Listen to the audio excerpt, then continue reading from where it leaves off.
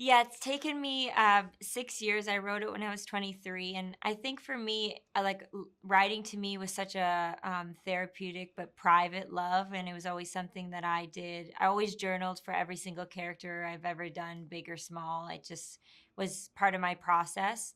And I never put pressure on myself to write a script because it was never a plan. Like I never sat down and it was something that just kind of it happened naturally, and I wrote it in chronological order. I never knew the ending. I never knew how these characters were going to end up being like. It was kind of just a writing journey in the moment, and it just formed into the story that it is now. Yeah.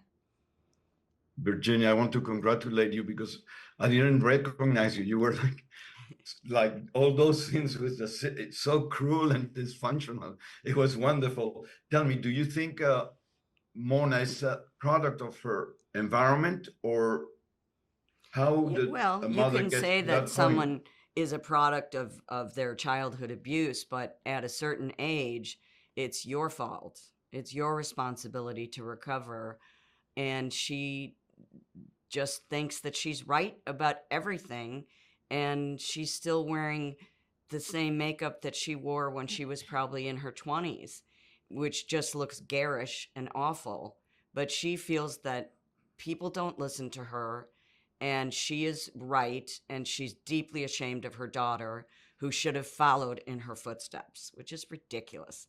And that was, she's a very angry, angry human being. But you did a great job. Thank you. Congrats. Thank you. I felt all of that. Nicola, wait, so you think the trauma can be interrupted? Maybe I the believe trauma that one, yes, sure. I think a very strong theme of the film is generational trauma, and I do believe that it can be interrupted, um, and that was kind of Lola's journey, and she did interrupt it. And I think for me, one of my favorite scenes in the film is when Mona and Lola talk at the drugstore.